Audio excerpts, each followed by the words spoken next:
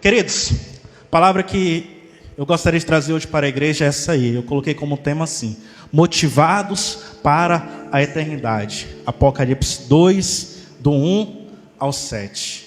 Uma das coisas mais importantes, queridos, que nós temos que ter convicção é aonde está a nossa motivação. O que nos motiva a fazer as coisas? Porque, queridos, um dos princípios bíblicos, e um princípio até humano, por assim dizer, o que vale é a intenção. Quem aqui já ouviu falar isso? O que vale é a intenção. No direito penal é assim. No direito penal, o que vale, posso estar falando besteira, mas por pouco que eu sei de direito penal, também é assim. O que vale é a intenção. O que vale é a intenção. Sempre, queridos. Não adianta nós fazermos as coisas com intenções erradas. Porque pode ser até que funcione. Mas o fim é a destruição. O fim é o cansaço. O fim é a frustração. O que determina nosso sucesso é estarmos com as motivações corretas. E quando eu falo sucesso, eu não quero falar do sucesso humano aqui na terra. O que determina o nosso sucesso nessa caminhada cristã é a nossa motivação. E eu quero convidar os irmãos a abrirem suas Bíblias, aí os seus celulares, nesse versículo que está aí, ó. Vamos ler lá em Apocalipse, capítulo 2. Vamos ler do verso 1 em diante. Diz assim a palavra de Deus: ao anjo da igreja de Éfeso, escreva o seguinte: esta é a mensagem daquele que está segurando as 7 estrelas na mão direita e que anda no meio dos 7 candelabros de ouro. Eu sei o que vocês têm feito. Sei que trabalharam muito e aguentaram o sofrimento com paciência. Sei que vocês não podem suportar pessoas más, e sei que puseram à prova os que dizem que são apóstolos, mas não são. E assim vocês descobriram que eles são mentirosos. Versículo 3. Vocês aguentaram a situação com paciência e sofreram por minha causa sem desanimarem. Próximo slide aí, versículo 4. Porém, tenho uma coisa contra vocês, é que agora vocês não me amam como me amavam no princípio. Lembrem do quanto vocês caíram. Arrependam-se dos seus pecados e façam o que faziam no princípio. Se não se arrependerem, eu virei e tirarei o candelabro de vocês do seu lugar. Mas vocês têm a seu favor isso: odeiam os nicolaítas.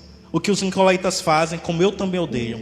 Versículo 7. Portanto, se vocês têm ouvido para ouvir, então ouçam o que o Espírito de Deus diz à igreja. Aos que conseguirem a vitória, eu darei o direito de comerem da fruta da árvore da vida, que cresce no jardim de Deus. Amém, queridos? Vamos dar um forte aplauso ao Senhor pela sua palavra. Amém?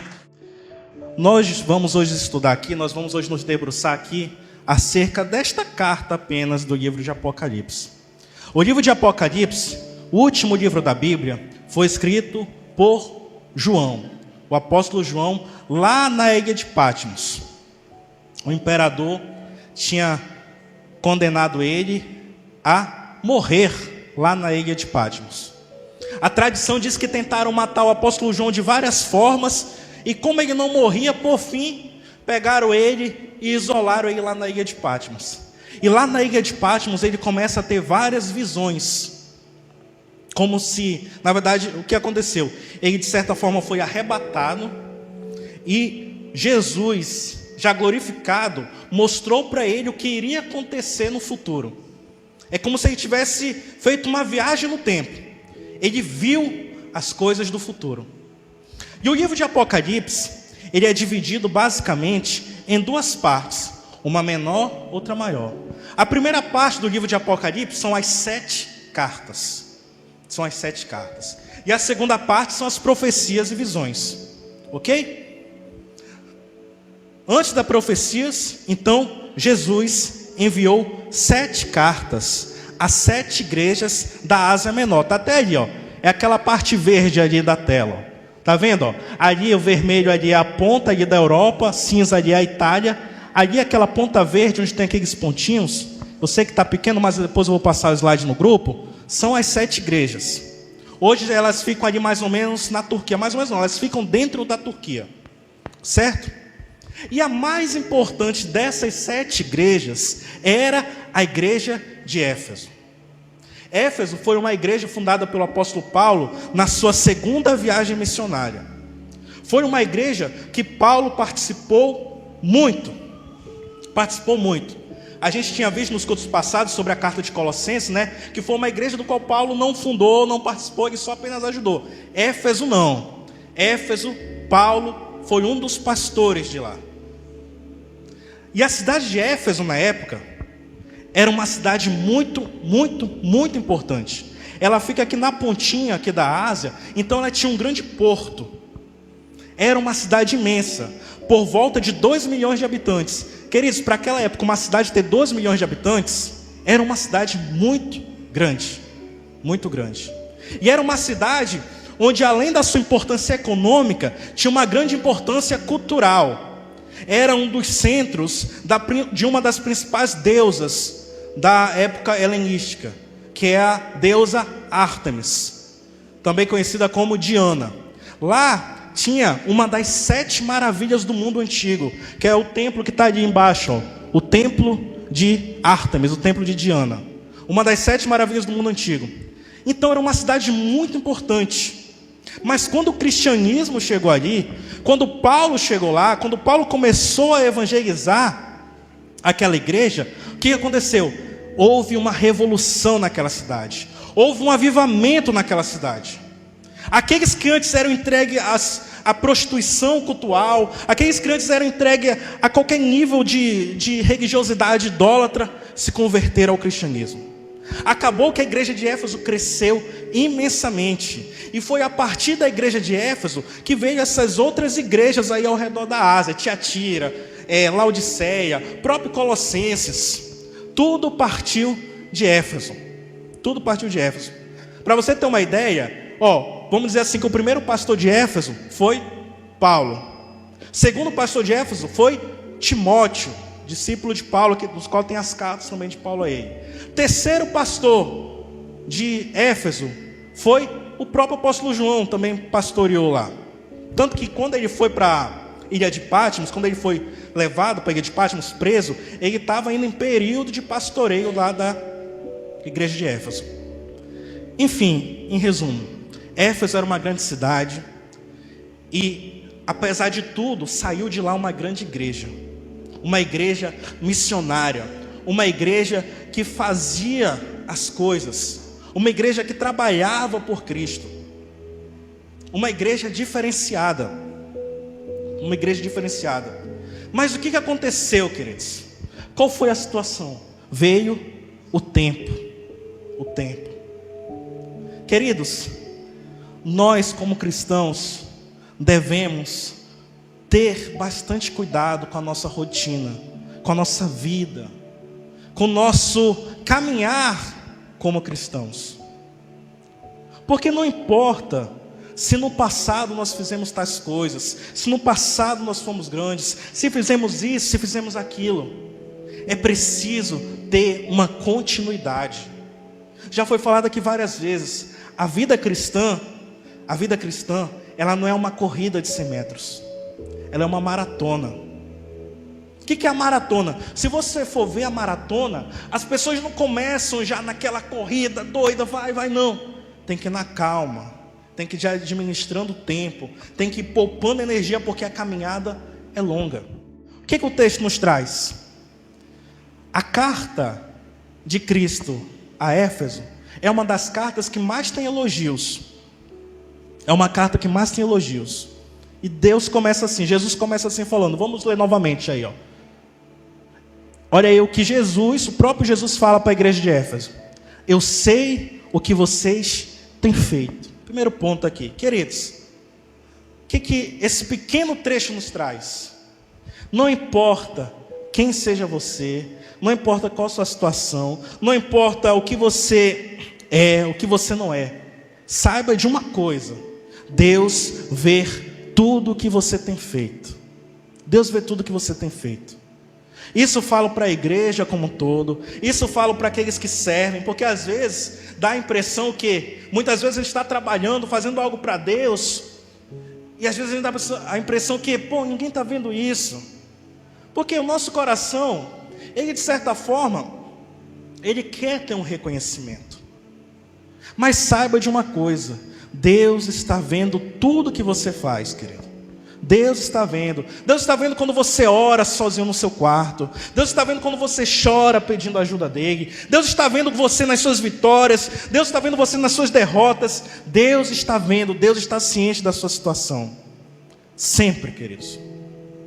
Isso é uma das coisas que nós não podemos nos esquecer. Deus está ciente de todas as coisas. Eu sempre ministro isso aqui.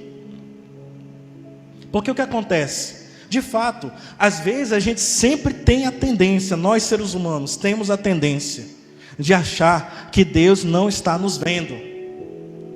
E isso para o bem ou para o mal. Por que nós pecamos? Já pararam para pensar? A gente não sabe que é errado? Não sabe? Pecar não é errado? É errado. Mas por que a gente peca então? Porque a gente não tem essa consciência da eterna presença de Deus do nosso lado. Porque eu garanto para você, querido, eu garanto que se toda vez que a gente fosse pecar, materializasse de certa forma Jesus do nosso lado, eu duvido quem ia pecar. Não ia pecar. A gente peca porque a gente perde essa noção que Deus está vendo tudo. E já é uma coisa, você quer começar a cultivar essa luta pelo pecado, essa luta em busca da santificação, comece a pensar nisso. Deus está presente aqui. Deus está presente. Não posso fazer isso. Deus está me olhando. Deus está me olhando. E já antecipando, né? Não é você com medo de Deus. É você não fazer porque você o ama. Mas enfim, voltando aqui. Deus vê o que você tem feito. Deus fala assim para a igreja: eu sei o que vocês têm feito. Sei que trabalharam muito e aguentaram o sofrimento com paciência. Ou seja, era uma igreja que esperava no Senhor, que estava sofrendo, havia perseguições, porque como eu falei, era uma cidade muito importante para o comércio. E o comércio vinha muito por causa da religiosidade daquele local. Então quando Paulo chega lá pregando contra Diana dos Efésios, pregando contra Ártemis, aquilo ia quebrar a religiosidade, ia quebrar a economia, e automaticamente causou uma perseguição aos cristãos. Mas a igreja permaneceu firme, e Jesus reconhece isso: eu sei que trabalharam muito e aguentaram o sofrimento com paciência. Outro ponto aqui: eu sei que vocês não podem suportar pessoas más. Sei que vocês puseram à prova os que dizem que são apóstolos, mas não são. Ou seja, era uma igreja que não era levada por qualquer coisa. Era uma igreja que, se viesse algo ali acerca de doutrina, de filosofia, ela ia lá e ia comprovar meticulosamente se aquilo fazia parte do cristianismo ou não. Ela não acreditava em qualquer coisa que vinha para ela. Vocês lembram lá que a gente ministrou sobre Colossenses? Qual era o problema lá de Colossenses, da igreja de Colossenses? Que eles acreditavam muito em tudo que vinha. Estão falando de anjo ali, acredita em anjo. Estão falando de profecia e visão, tu acredita nisso. Esse problema não acontecia aqui em Éfeso. Esse problema não acontecia aqui. Porque não, lá eles sabiam colocar as coisas à prova. E sei que puseram à prova os que dizem que são apóstolos, mas não são. E assim vocês descobriram que eles são mentirosos. 3. Vocês aguentaram a situação com paciência e sofreram por minha causa sem desanimarem, como eu falei no início, como eu falei agora há pouco. Era uma igreja que estava no meio de um centro com grande perseguição, mas mesmo assim ela ficou firme, ela cresceu. Mas aí vem a grande pergunta: por que será que eles estavam fazendo tudo isso? Para nós aqui, por que nós fazemos todas essas coisas? Por que nós escolhemos lutar contra o pecado? Por que nós escolhemos seguir firme a palavra de Deus? Por que nós escolhemos sofrer muitas vezes por causa das nossas opiniões que são contrárias a este mundo? Esse é o centro da pregação, queridos. O que tem lhe motivado todas essas coisas? Porque nós não podemos, querido, cair no erro do que? De sermos, de obedecermos apenas porque tem que obedecer, de algo ritualístico. Eu faço isso porque me mandaram fazer. Ah, por que você não faz tal coisa? Não, porque não pode. Tá, por que não pode? Ah, não pode, se pudesse até que eu faria. Qual tem sido a nossa motivação em permanecermos como cristãos? O que motiva nós continuarmos nessa caminhada? Que, querendo ou não, é uma caminhada difícil. Jesus mesmo falou, olha, no mundo vocês vão ter aflições. É todo o tempo nós indo contra a correnteza. O mundo continuamente fica nos falando para ir para um lado.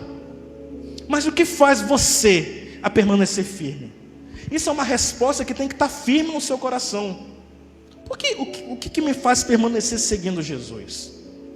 O que me faz permanecer nesse caminho? O que me faz todos os domingos, 5 horas da tarde, sair da minha casa, sair do meu descanso e vir para cá?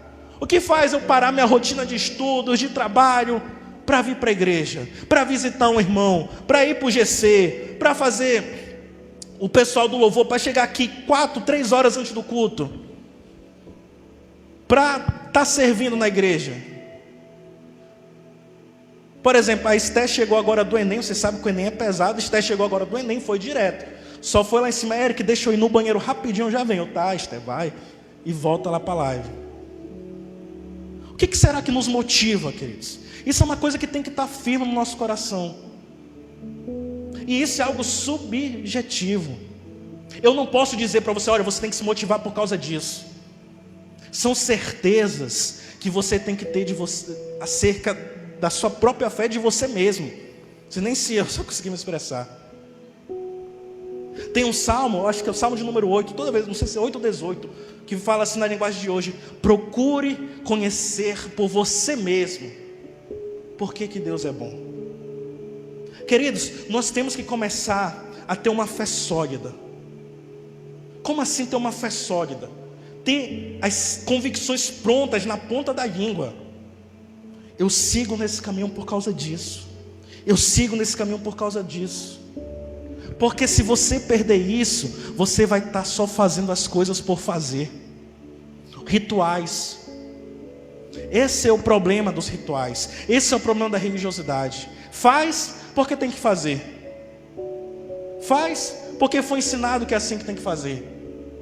Faz porque disseram que tem que fazer. E não tem essa motivação de dentro. Nós vimos aqui que a igreja de Éfeso era uma igreja exemplar. Era uma igreja exemplar. Ela suportava as coisas por amor de Cristo. Ela trabalhava arduamente para Cristo. Ela foi uma igreja que plantou outras igrejas. Ela resistia às doutrinas erradas. Ela resistia ao sistema da época. Ela colocava à prova os mentirosos. E ela não desanimava. Mas o que aconteceu? Passou-se o tempo. Passou-se a rotina. Apóstolo Paulo foi preso. Apóstolo Timóteo foi preso. Apóstolo João foi exilado. E a igreja ali foi passando. Próximo slide. Até o que aconteceu o quê? Há cerca de 40 anos depois desse boom da igreja, que foi quando teve a escrita da 4 de Apocalipse, Jesus fala uma coisa triste acerca daquela igreja. Versículo 4, não sei se está ali, ó. Porém, tenho uma coisa contra vocês, é que vocês abandonaram o primeiro amor. Agora vocês não me amam como me amavam no princípio. Ou seja, pode ser que aquela igreja até continuasse a fazer todas aquelas coisas, mas a motivação principal estava errada.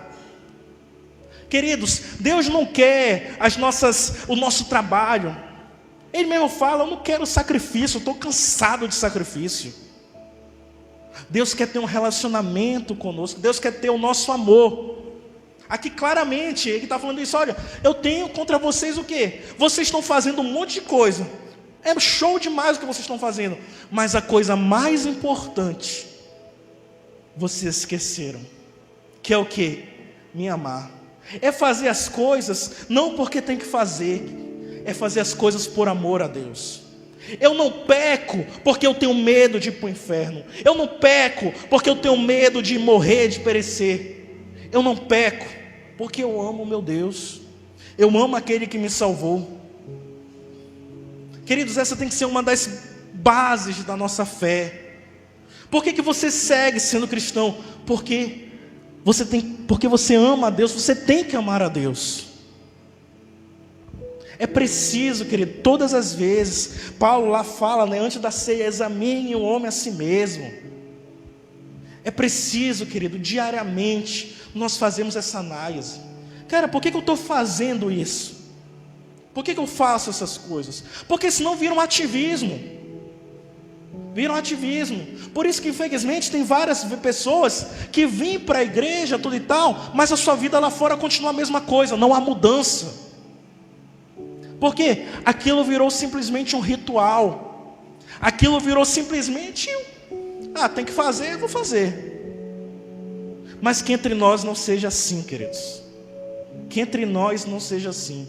Qual tem sido a sua motivação? É perguntado aqui novamente. Qual tem sido a sua motivação? Infelizmente, muitos na igreja estão com a motivação errada. Só abrir aqui rapidinho. Muitos na igreja estão com motivação errada. Alguns querem ter argumentos diante de Deus. Como assim? Você começa a fazer várias coisas na igreja, começa a fazer para quando você quiser algo, você jogar na cara de Deus. Deus, eu estava fazendo isso na sua igreja. Eu fiz isso, eu fiz aquilo, só tem que me abençoar. Motivação errada. Às vezes pessoas que vão para a igreja só porque querem uma cura, consegue a cura, pronto, sumiu uma pessoa da igreja.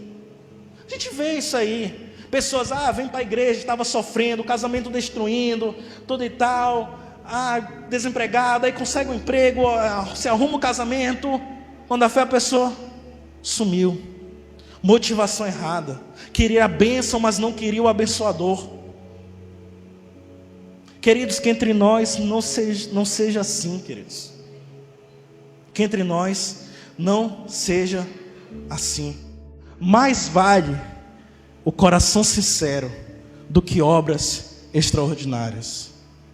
Queridos, mais vale você estar aqui por amor, mesmo que às vezes não faça nada, mas está aqui porque ama verdadeiramente a Deus, porque quer servi-lo, do que aquela pessoa que faz coisas extraordinárias, faz tudo, mas por mero ativismo. Mais vale o coração sincero do que obras extraordinárias. A igreja de Éfeso era assim. Obras extraordinárias. Já pensou uma igreja plantar outras 6 igrejas num ambiente totalmente hostil, sofrendo perseguição? Imagine, é como se fosse, a igreja lá da China, que é uma igreja perseguida, plantando outras igrejas ao redor da China. É uma coisa extraordinária. Coisa extraordinária. Pessoas que resistiam aos sofrimentos, coisas extraordinárias, mas com o passar do tempo, o que aconteceu? Foram para longe do Senhor, foram para longe do abençoador. Mais vale um coração sincero diante de Deus, um coração que ama a Deus, do que coisas extraordinárias.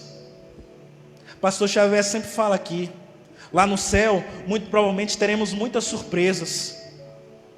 Ministérios imensos na terra não representam necessariamente união com Deus, o amor a Deus. Às vezes é tudo um negócio, às vezes é tudo por dinheiro, motivação errada.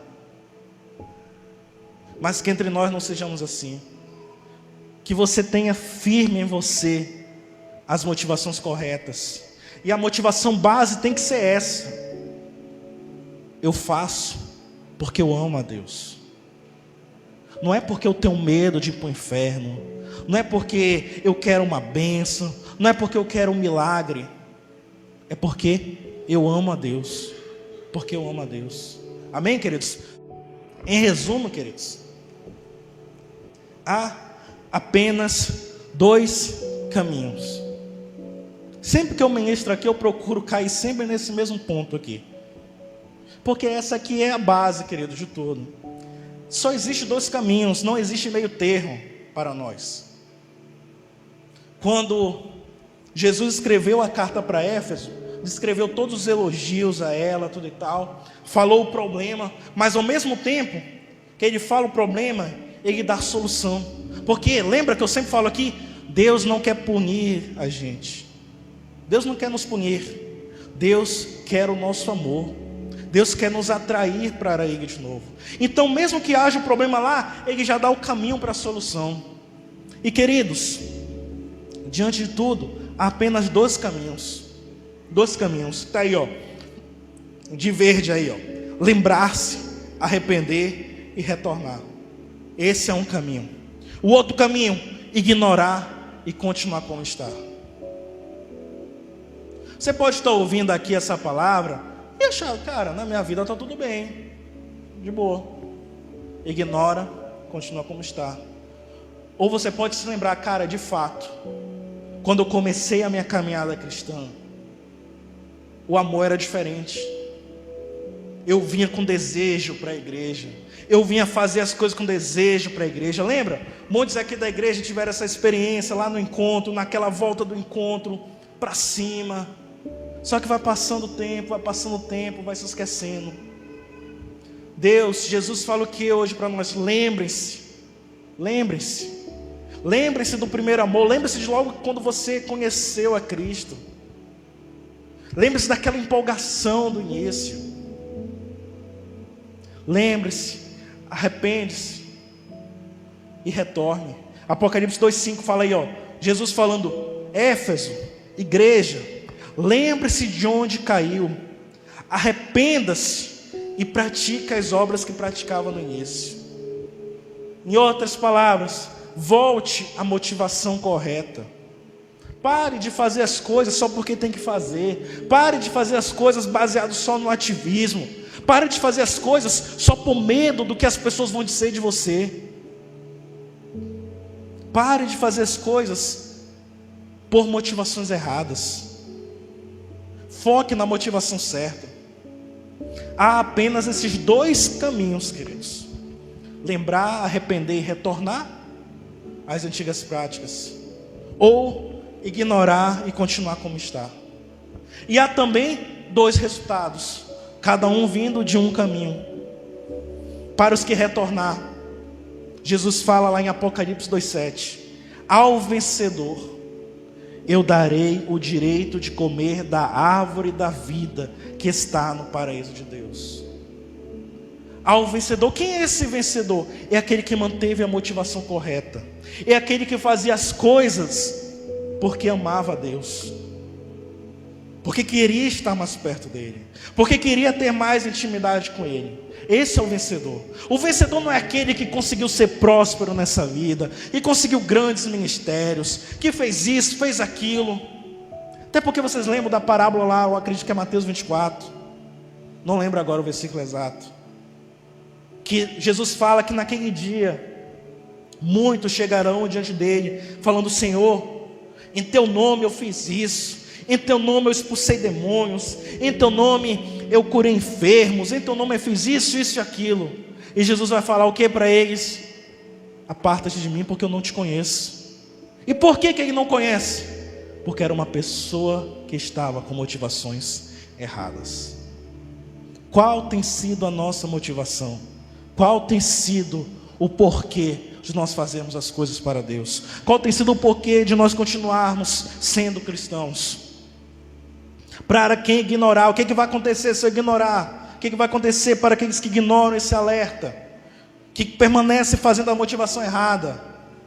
Virei a você e tirarei o seu candelabro do seu lugar. Em outras palavras, eu vou tirar minha presença de você. Você não vai ter acesso à minha presença. Enquanto aqueles que tinham a motivação certa irão ficar comigo e irão comer da árvore da vida, você ficará apartado da minha presença. Você ficará separado.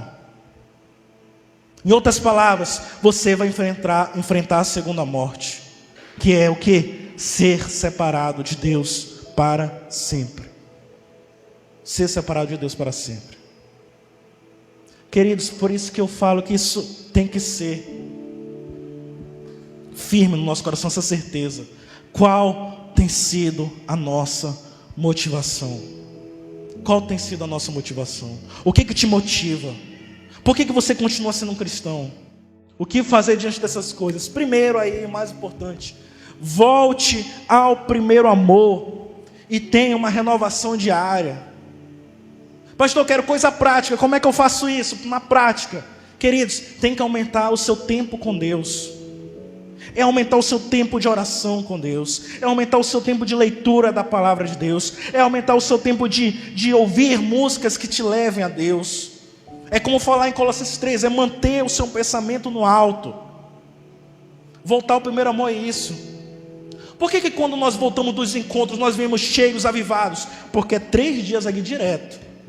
3 dias, desde sexta-noite, eu ouvindo música de Deus, orando, ouvindo a palavra e lendo a Bíblia. Não tem outra. Vários. Pessoal sai daqui na sexta-feira no encontrão, duro de coração, uma pedra. Chega lá na sexta calado. Mas quando volta aqui no domingo, está alegre, está feliz, está para cima. Por quê? Passou sexta, passou sábado e passou domingo, imerso em Deus. Quer ser avivado? É isso. Na prática é isso. Leitura de Bíblia diária. Leitura de Bíblia diária. Oração diária. Louvor diariamente. Procure se encher de Deus. Não deixe para segmentar só aqui na igreja. Não deixe para ouvir só os pastores aqui na igreja. Hoje em dia, queridos, tem o YouTube aí que você pode ouvir pregações de todo lugar desse país. Procure pastores, outros pastores. Comece a se encher. Comece a se encher de Deus. E assim você vai voltar ao primeiro amor. Porque é isso. Para nós termos intimidade com alguém, nós precisamos conhecer esse alguém. Como é que você vai conhecer alguém de quem você não escuta, de quem você não fala, de quem você não aprende? Não tem como. Não tem como. Por exemplo, agora neste momento, ao redor do mundo, deve ter várias pessoas sofrendo coisas horríveis. É triste? É triste. Mas você não fica triste realmente, lá de lamentar. Agora, quando é alguém que você conhece, que está ali com você, que você tem contato, e acontece algo ruim com essa pessoa, você fica extremamente triste. Isso te abala. Por quê? Porque você tem relacionamento com essa pessoa, você tem intimidade com ela, você está ligado a ela. Da mesma forma com Deus, queridos. Se você quer ter intimidade com Deus, não tem outro caminho. Leitura da palavra, oração, louvor, as práticas espirituais que o pastor Xavier sempre ministra aqui. Não é visões. Tem gente que infelizmente sai de igreja em igreja procurando visões, profecias, isso, aquilo. Não, isso aí é só oba-oba. Leitura da palavra, oração, louvor, jejum. É o básico que funciona. Primeiro ponto, o que fazer? Volte ao primeiro amor. Tenha uma renovação diária. Segundo ponto, arrepender-se continuamente. Queridos, quando eu falo arrepender aqui, é se arrepender de verdade. Às vezes, em relação ao arrependimento, nós só fazemos aquela oração simples: Senhor Deus, perdoa todos os nossos pecados, em nome de Jesus, amém. Você nem reflete sobre aquilo. É igual às vezes a oração da comida, né? Que a gente: Senhor Deus, Tu és jóia, obrigado pela boia. Muito obrigado, Senhor Deus. Você nem reflete sobre: poxa, Deus está me dando essa comida, que você está fazendo só um ritual. E às vezes em relação a arrependimento de pecado, a mesma coisa. Deus, perdoa todos os meus pecados, escreve meu nome no livro da vida, em nome de Jesus, amém. Você nem reflete sobre aquilo. Poxa, Deus, eu não quero mais fazer este pecado exclusivo. Não quero mais fazer isso. Eu acho que foi o pastor Márcio Abraão, ele falava um negócio muito interessante. Você peca no varejo e quer pedir perdão no atacado. Você peca individualmente e depois, Deus, apaga tudo aí, em nome de Jesus, amém. está errado. Arrepender-se continuamente. Errou, pedir perdão. Refletir sobre aquilo. Pedir força para você não cair mais naquilo novamente. E por fim aqui o que fazer, né? Lembre-se da promessa futura. Lembre-se do prêmio, queridos. Ao vencedor. Não é ao desistente. É ao vencedor. É ao que perseverar. Ele vai dar direito a comer da árvore da vida. Apocalipse 2:10, já que é a carta de outra igreja, ele fala: olha, ser fiel até a morte, e eu te darei a coroa da vida. É isso, queridos. Motivação correta. Motivação correta sempre. Não fazer as coisas porque tem que fazer. Amém, queridos? Que Deus possa continuar nos falando conosco. Que Deus possa continuar agindo no nosso coração, trazendo Ele cada vez mais para perto dEle. Que nós não continuemos a viver no aleatório. Que nós de fato façamos as coisas conscientes. Por isso que o apóstolo Paulo fala: olha, renovem a mente de vocês, pratiquem um culto racional. O que é um culto racional? É um culto que você sabe do porquê que está fazendo aquilo. Eu cultuo ao Senhor porque eu amo Ele. Eu venho domingo, 5 da tarde, no sol às vezes, porque eu amo Ele. Eu pego um ônibus, atravesso a cidade porque eu amo Ele. Eu vou para o GC cansado porque eu amo Ele. Eu sirvo ao Senhor na igreja porque eu amo Ele. Eu trato bem meu marido, eu trato bem a minha mulher, porque eu amo ao meu Deus. Eu procuro ser o melhor cidadão, a melhor cidadã, porque eu amo Deus. Queridos, se nós colocarmos isso de fato na nossa vida, queridos, vai ser uma revolução. Vai ser uma revolução. Vida diária com Deus, arrependimento diário, sempre com a mente no futuro. Que Deus continue falando conosco, amém, queridos? Dê um forte aplauso ao Senhor, amém, glória a Deus pela sua palavra.